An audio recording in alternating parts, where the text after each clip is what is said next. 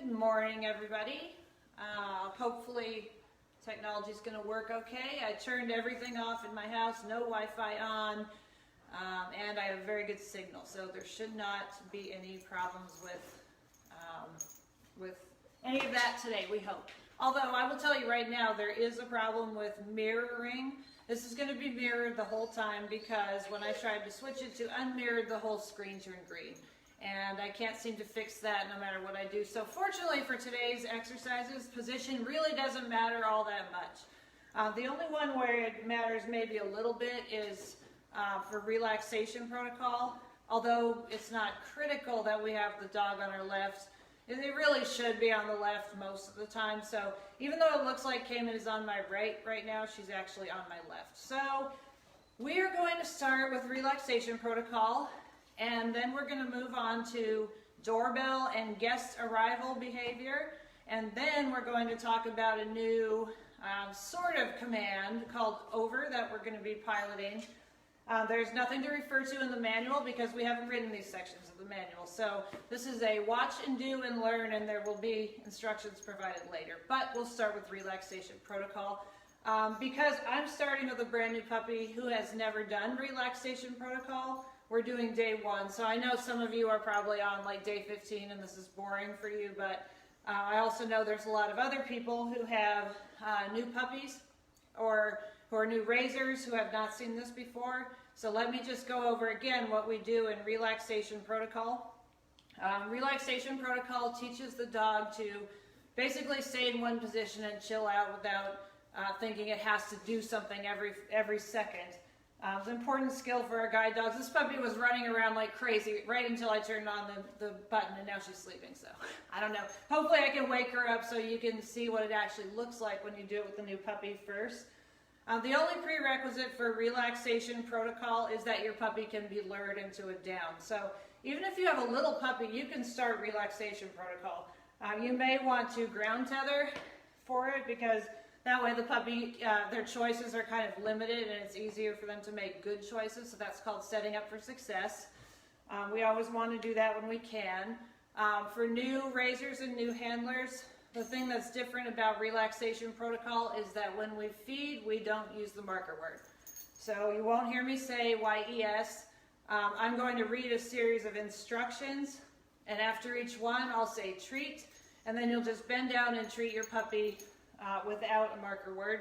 The reason we don't use the marker word is because for some dogs it makes them so anticipatory that they will start trying more behaviors to see if they can get our attention, which we don't want them to do. Okay? So the other thing is this is a silent exercise for you all. So if your dog does get up, just put them back down, just quietly, this with no talking. If you need to, you can do a little collar cue down.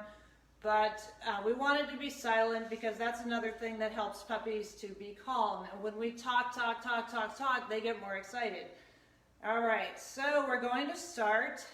And my puppy's already down, so I'm just going to leave her down.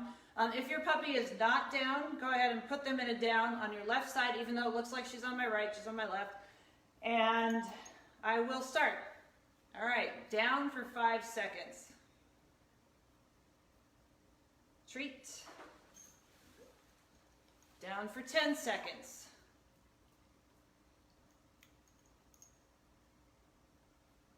Treat. Down while you take 1 step back and return. If you have a little puppy, modify. Treat. Down while you take 2 steps back and return. I'm going to take 1 step back so my puppy's new at this. Treat. Down for 10 seconds.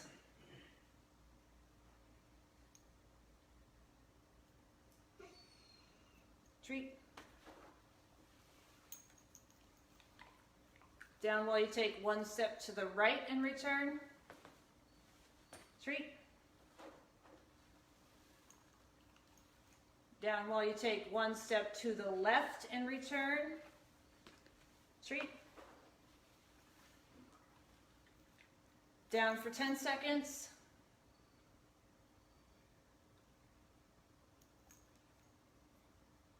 Treat. Down while you take 2 steps back and return. I'm going to try it because I think my puppy's down. Treat. Down while you take 2 steps to the right and return. Treat. Down for 15 seconds.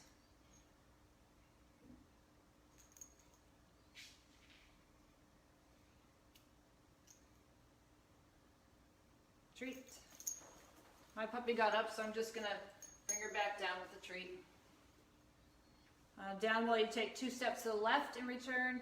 I'm not going to take 2 steps to the left. That's too much for her. Treat.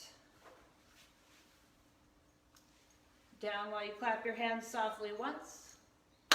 Treat. Down while you take 3 steps back and return. I'm going to do 2. Oh, that was too much. Treat. Your dog's at home. I'm just going to get this one back into a down. Okay, now I lost my place. Down while you count out loud to 10. 1, 2, 3, 4, 5, 6, 7, 8, 9, 10. Treat your dog. We'll resume as soon as my dog goes down. Down while Christy gets her puppy back into a down. Treat your dog. Where was I? Down while you clap your hands softly once. Treat. Pretty sure that's the first time she's ever heard clapping. Down while you count out loud to 20. 1, 2, 3, 4, 5, 6, 7, 8, 9, 10, 11, 12, 13, 14, 15, 16, 17, 18, 19, 20. Treat your dog. Okay, down while you take 3 steps to the right and return. 1 for me.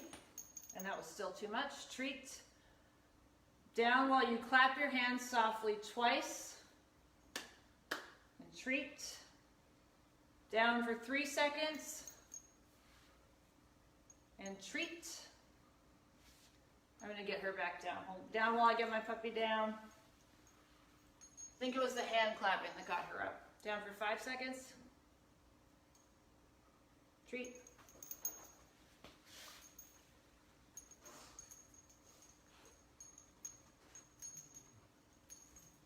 Down while you take 1 step back and return. Treat. Down for 3 seconds. Treat. Down for 10 seconds.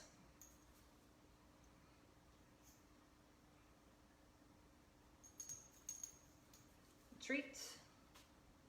Down for 5 seconds. Treat. Down for 3 seconds. Treat. Exercise finished. You can tell your dog break and good dog.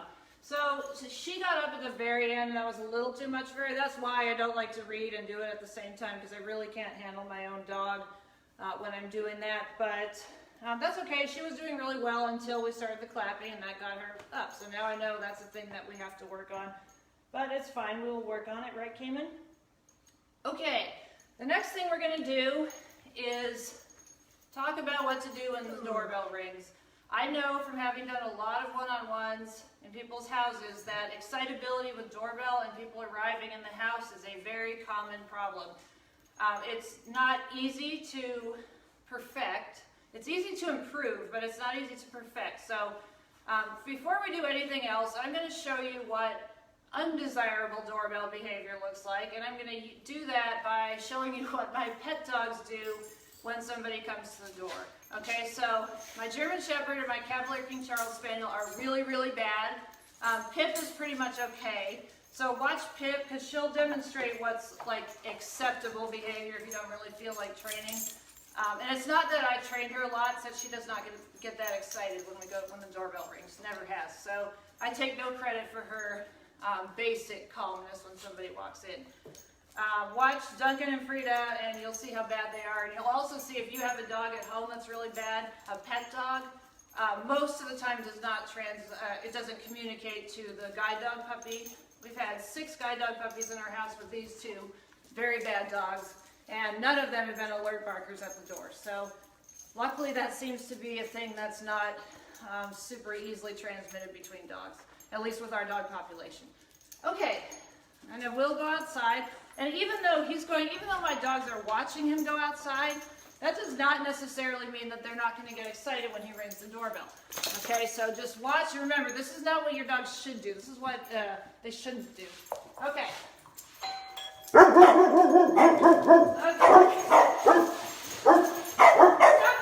it! Stop. Okay, come in. So watch Pip. Oh, see, she basically ignored him. Okay, so that's what it looks like in my house right now when somebody rings the doorbell. Yes, good girl. I just rewarded Cayman just because she put tension on the leash and then she took it off. So I'm just trying to get everybody settled down just a little bit. So Pip kind of swarmed with the other dogs and then she just ran back in the house. And if that had been a stranger, she would have, good girl, yes. She would have said hi, but calmly without jumping. And that is pretty much okay. Like, that's not going to ruin anybody's life if the dog runs up to the door, sniffs them, and then walks away from them. So if your dog does that, that is acceptable. The barking, and more commonly with our puppies, the jumping, which I don't think any of these dogs did, but jumping is a thing that we don't want them to do. That's a thing we will work very hard to prevent. So we're going to put Pip on tie down now. We'll bring her back for over. But I want to talk about what our expectations are for our puppies when somebody comes to the door. First of all, the reason dogs get excited at the doorbell, there's a couple of reasons. There could be an element of territoriality to it, possibly. In our dog population, not usually. Most of the time it's just extreme excitability. And the reason that they get excited is because the doorbell is a perfect predictor that something exciting is about to happen.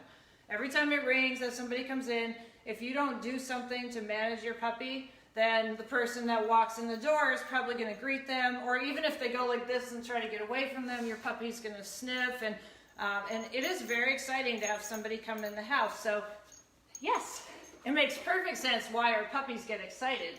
It's because they're perfectly trained that the doorbell is really exciting. So that's not something that's wrong with the puppy. It's a natural dog behavior that we have to work on if we want to change it.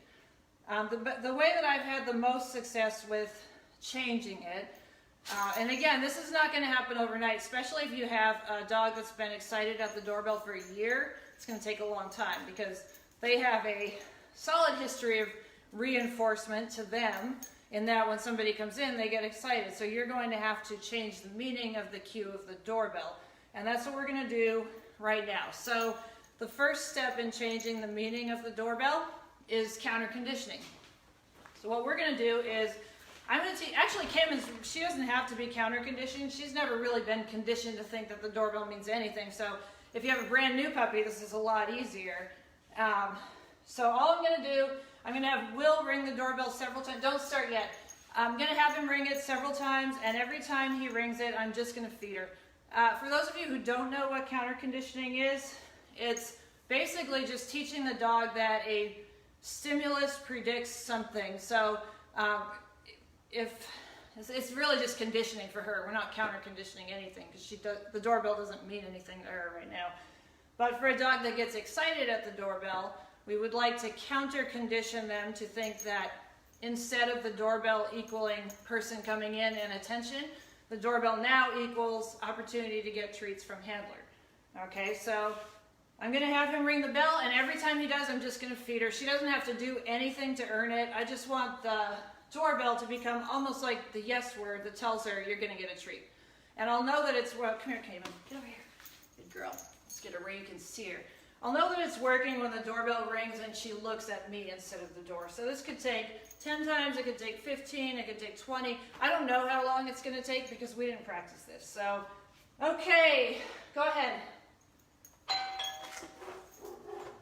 can hear my dog's barking back there.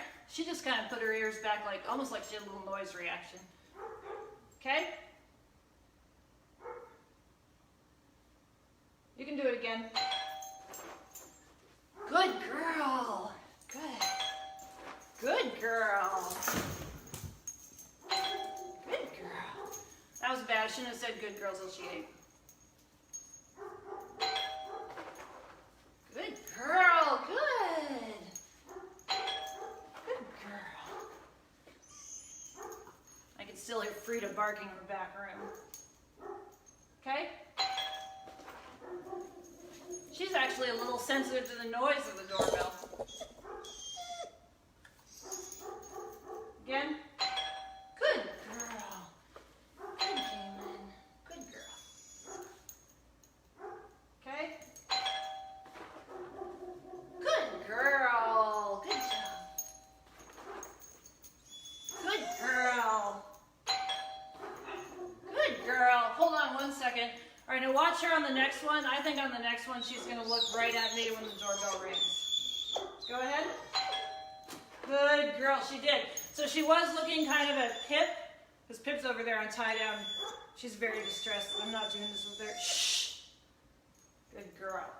And came in, the doorbell rang, and she looked away from Pip, and she looked at me. So that tells me, to her, the doorbell is acquiring a different meaning than what it had before. Really, it had no meaning before.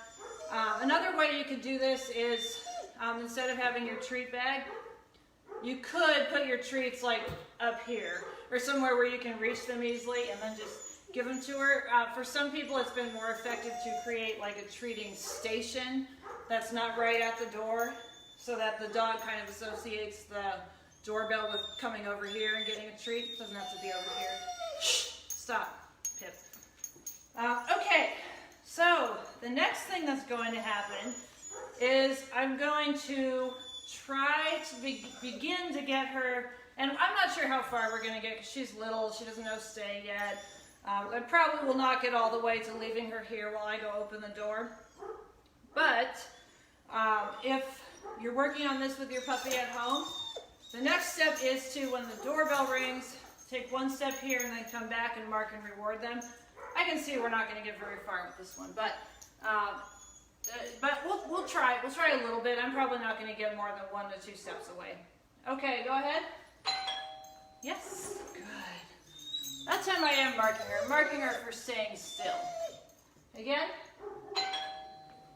Yes, good girl.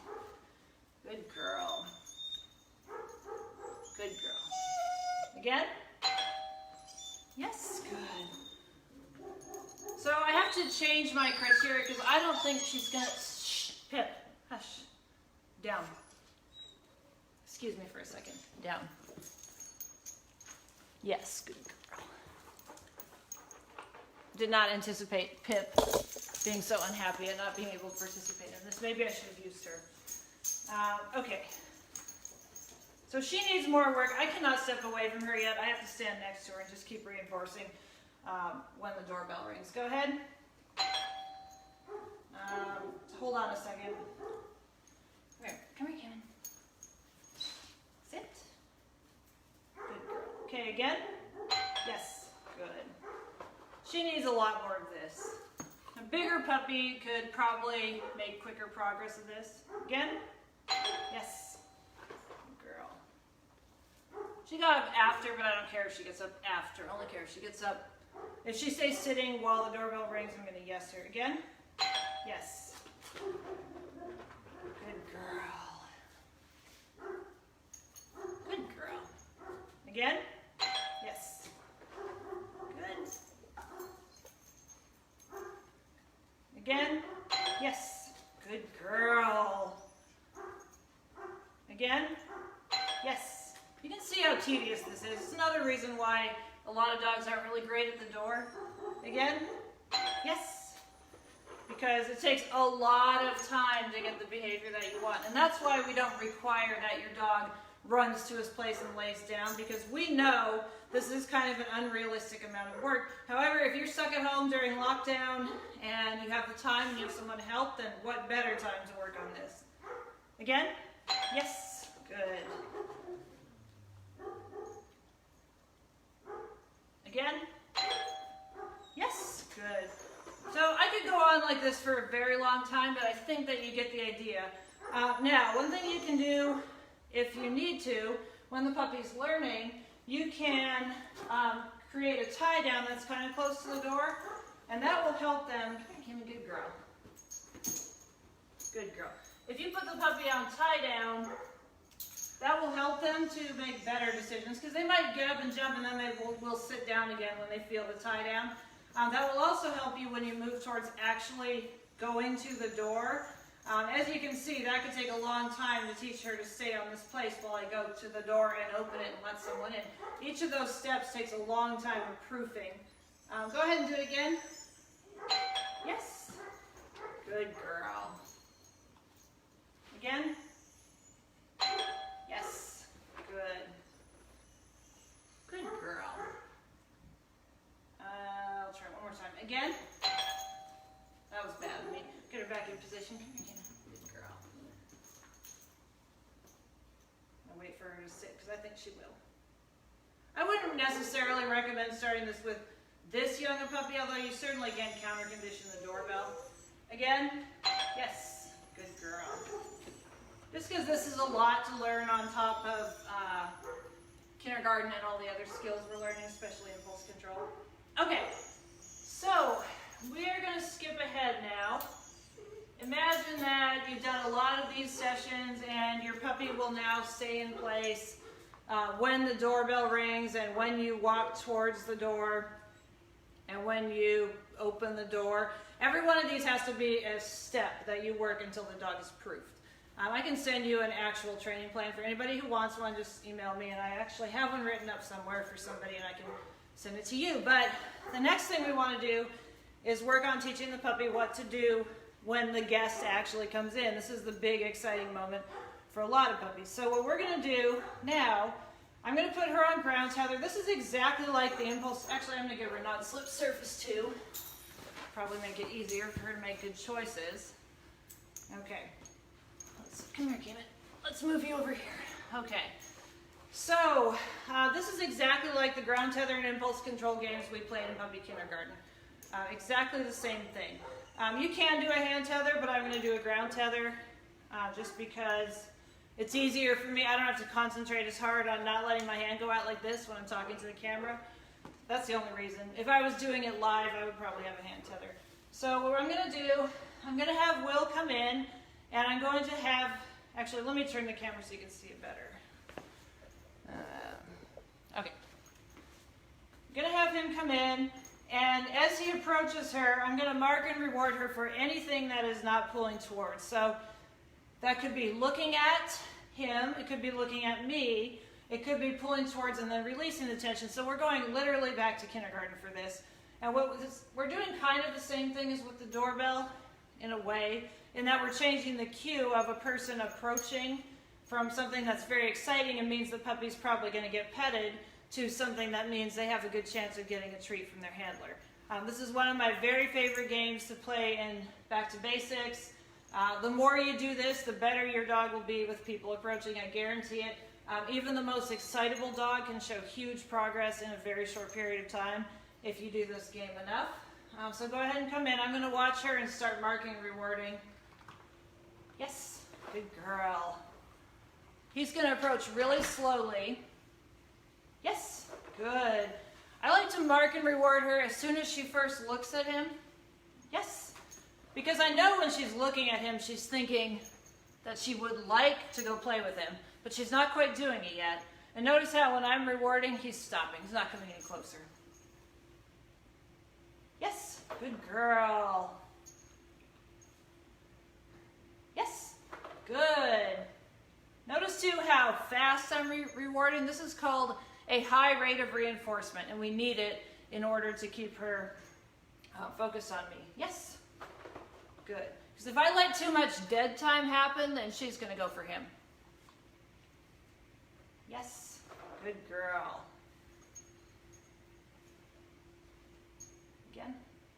Yes, good girl. Yes, good. Yes, good girl. Good Cayman. What a good girl. Yes, good girl. I'm also giving her the treat in a way that kind of forces her back just a little, make my life easier. Yes.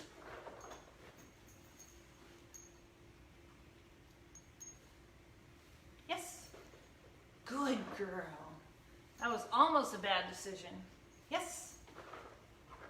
That was sort of a questionable yes, because she was going forward a little bit, but only her head was going forward, so it's not, yes. It's not the worst mark and reward in the world. Yes, good girl. This is just straight up impulse control, the same thing we do in kindergarten, the same thing we do at all of our meetings. Back up. Yes, good girl. I got distracted looking at my distractor. I should have marked her the first time she looked back and didn't. Yes, good girl. So it gets harder for her when he bends down lower. Yes, good girl. The ultimate end goal of this game would be for my distractor to be able to touch her, actually touch her on the head and talk to her and have her still look at me, but we're not going to get there today. This is just the beginning level of this game. Okay, I'm going to give you her. And before I start the next thing, come on, let's go. Good girl. I just want to talk about, again, what our expectations are realistically for this. Not necessarily a dog that is going to run to their place and lay down, because that would take so much work. Also, by the way, if you have more dogs, you can't train this behavior in a group. You have to work on each dog separately. And your house will only be as quiet as your worst dog when guests come. So what do you do when you can't train? You manage. Management is always better than letting the dog run up and greet the person. If you know you don't have time to train, or if there's an unexpected guest, when they ring the doorbell and if your dog's like, oh, I gotta get over there, then so it's okay to just put the dog on tie down and put them in the crate. Anything is better than letting them run to the door and jump all over the person. It's also okay to, if you have the puppy, let me just show you with Pip. Hold on one second. Crate in there. So if you have the puppy on leash with you, then you can do something like this. Pip, let's go. Good girl. Sit. Stay. Stay. Can you hold on a second? I'm working with my dog. Yes, good girl. And if you don't want to do that, then you can always just open the door and then back away really quick and get your dog in the heel position, or sit. Down. Pip, down. Good girl. Or step on the leash. Do whatever you need to do to stop the dog from jumping up and interacting with the person, because that's where they get that extreme excitability, is when they're able to sniff, lick, jump, swarm around, make physical contact with, get attention from. Like, those are the things that create really excited doorbell behavior. So if you can stop those things from happening, then at least you're eliminating one source of reinforcement. Okay, my distractor is leaving. So from here on out, if anything goes wrong with technology, then I'm just going to continue recording and then post the video later, but hopefully it will not. All right, I turned off all the other Wi-Fi in my house, so I cannot check the comments. I'm sure that Catherine is responding, and I'll go back and respond too, because like I said, this is not in the manual. It's just something that I do a lot of one-on-ones for, and our average puppy is extremely excited at the doorbell. So now hopefully at least you have some idea of things you can work on to make it a little less exciting when the doorbell rings. The next thing I'm going to talk about is over. So I know that some groups had started working with over in their meetings. We were having a couple groups kind of pilot it. Over is not really a command so much as it's another thing that we're doing to try to address the issue that some of our dogs have with discomfort with body handling. We will be putting out a Dear RM about this pretty soon, but we've come up with a process that seems to work pretty well and is also pretty fun to teach. It's not really a command like sit or down is a command. It's more of a communication to the dog. What we want the dog to do is lay on its side and accept handling and examination calmly when it's on its side. So I decided to use Pip for this because she's not the best at body handling, and she's a little bit reluctant to assume positions that she's not really familiar with. So she should be a good example of something that's a dog that might be a little bit challenging. So for Over, it does not matter where the dog is in relation to you. I'm going to give her this pad to lay on because she's kind of bony, and I feel like she's not comfortable laying on the hard floor. So I'm going to try to make it easy for her because, again, we're setting up for success. With Over, we're going to have the dog in a down, so that's where you start with. But we also need the dog to be rolled on one hip. So if you don't know what that looks like, picture the Sphinx statue in your head. It's with the haunches kind of tucked under the dog's body and the paws straight out like this. If your dog is in a Sphinx down, it is not rolled onto a hip. Dogs in that position are much more likely to jump up and move around, whereas a dog rolled on a hip is kind of saying, like, okay, I'm going to be in this position for a while, and they're much less likely to get up. So the dog does have to be rolled onto a hip. It doesn't matter which hip. It can be either right or left.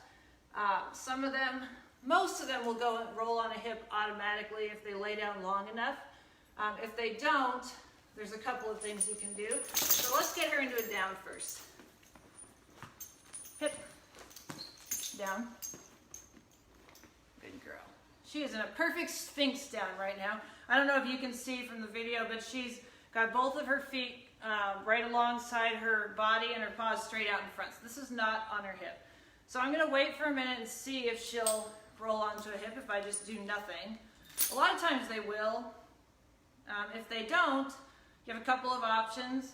One is you can try to lure her onto a hip. I really like her to be, I want her rolled onto the hip that's away from the camera. So let me go over here and see if that will. Let me move her here.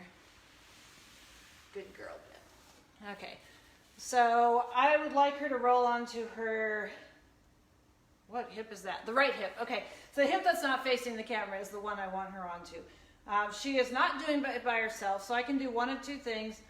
One, I can lure her, so I can take this treat and kind of get her to lean back for it. There she goes. Now she's on a hip. I hope that you guys can see the difference. She's got her right hip tucked under her now, and her left hip is kind of out to the side. Okay, so for Over, we want them to be on their side. We do not want them to be on their back. That's a really common thing that happens with these dogs. When we're teaching this, they'll think it's a game and they kind of roll over and put their feet up like this.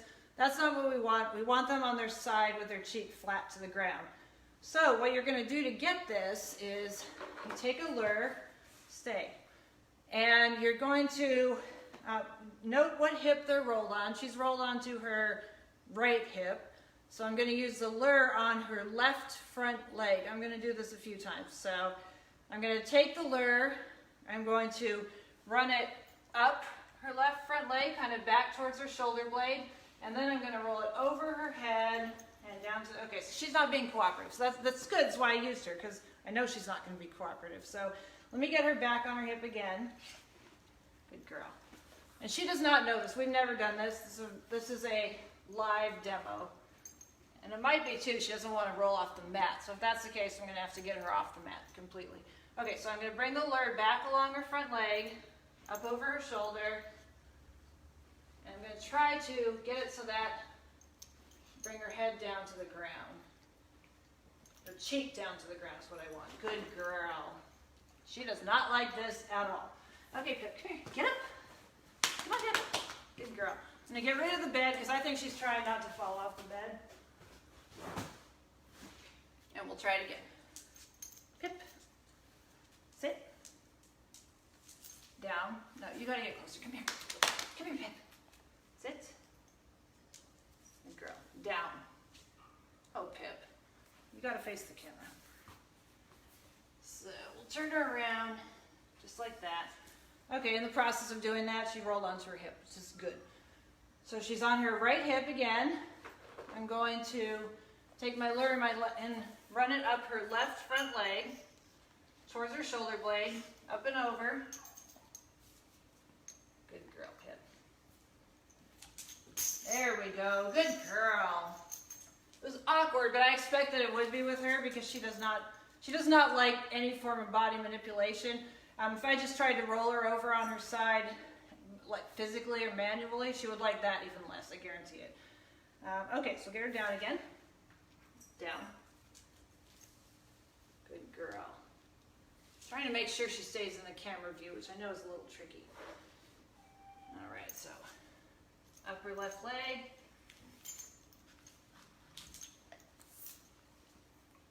There we go. Good girl. Good girl, Pip. Good girl. Some puppies are way easier than Pip. Good girl. In fact, every other puppy I've tried it on has been easier than Pip. Get her back into a down. Down. Good girl. I need you on your hip, Pip. She's looking at me like, what? So another thing you can do to get her onto her hip is, one way you can do it is by luring, just like bringing your hand back like this. And the other way is, you can also kind of put, oh, that's not going to work. She won't, if I get on this side, it will work. Okay, so I can kind of gently apply pressure to her back and see if she goes over onto a hip. She did. So those are your options. Wait them out, lure them onto a hip, or just kind of stroke their back and at the same time put gentle pressure on their back and see if they'll roll over to one side. Okay, here's the lure. We'll bring it. She got back into a sphinx down again. Now I got to get her back on her hip. Pip is suspicious. She's looking at me like, I don't know what you're going to do. I want the treats, but I don't think I like this very much. All right. It doesn't always have to be the same side either. It can be either side. So I put her on, she's now on her left hip. So I'm going to take my lure up her right leg, towards her shoulder blade, over, and then head on the ground. Even though I said over, that was for the camera, not for Pip. She doesn't know what the word over means. I was just telling you what the action I want her to do. And I don't want to treat her until her head's all the way flat on the floor. This time I'm going to get a couple more treats because it can also help to sort of pez them when they're in that position. She's on her hip. She's on her left hip, so I'm going to take my treats. I lure up her right leg, over her, wait, start again. Okay, up her leg.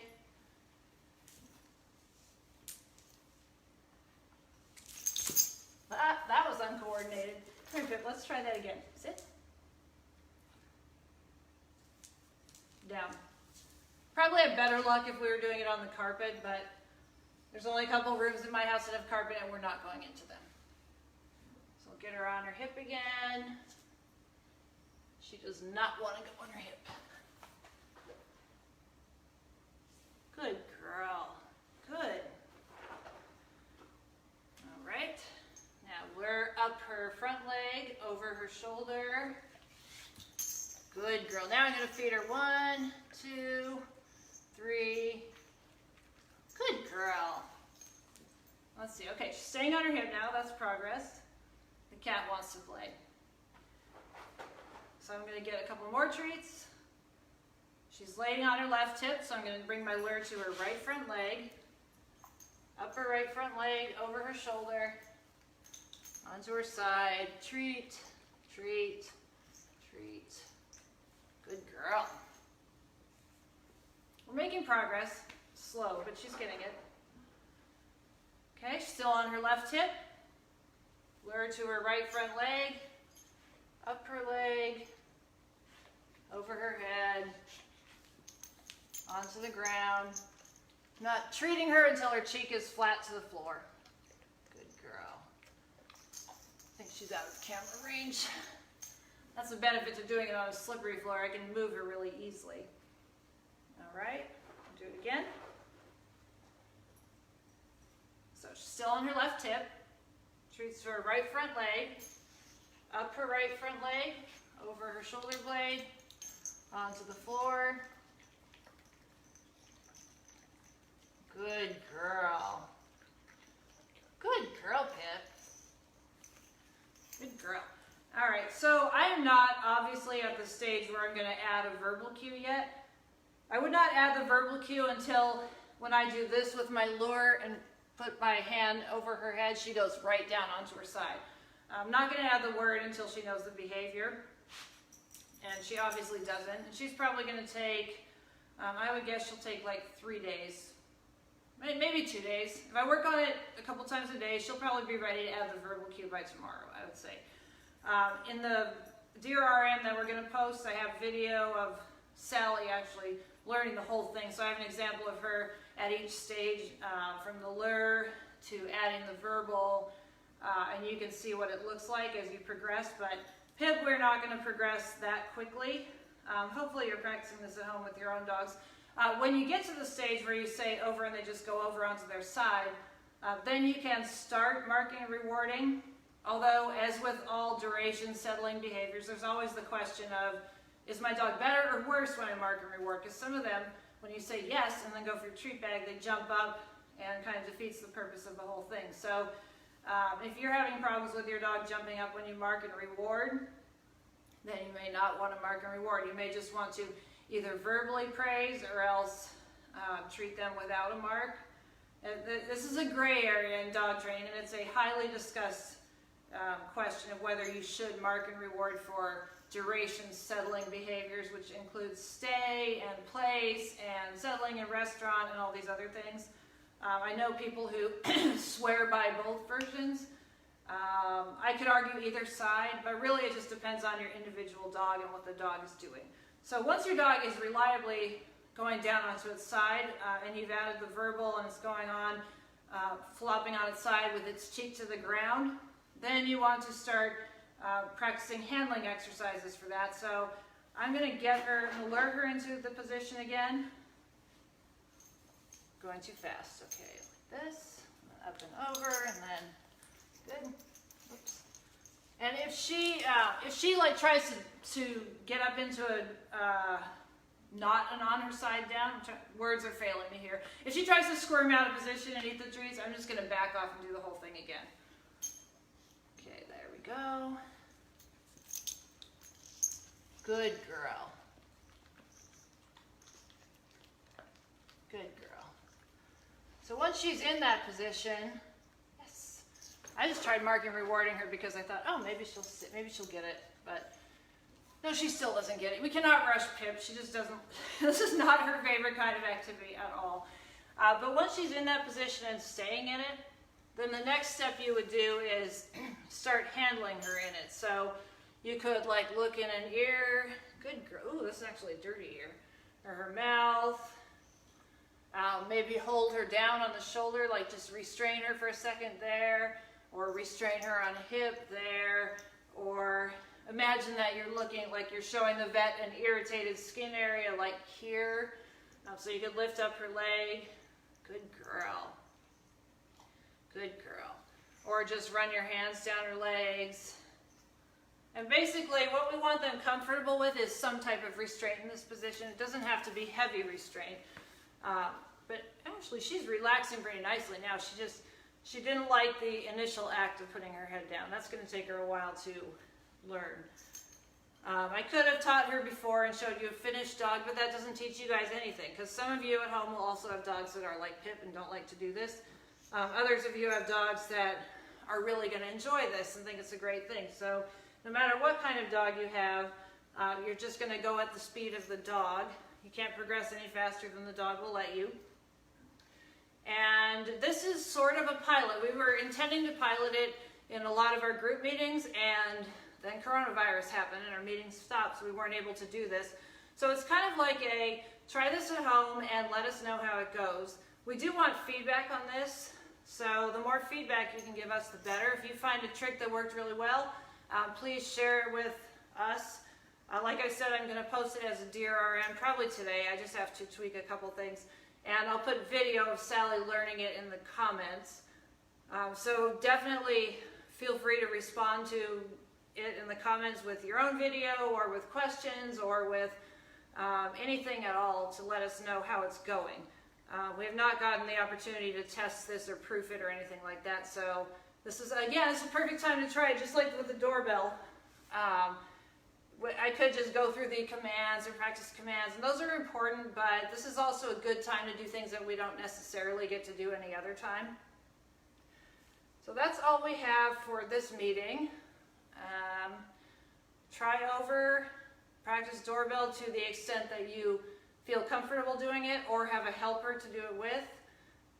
If you get a dog that you can get to go run to their place and lay down and hold place while the doorbell opens and someone comes in, you better post a video of that on Facebook, because we would all love to see it. And not only that, if you get your dog to do that, I will be seriously impressed. I've never yet had a dog that did that, although that's also because I haven't put in the time to create that behavior. I'm mostly just happy if my dog doesn't jump on the person and doesn't get so excited that they can't listen to me at all.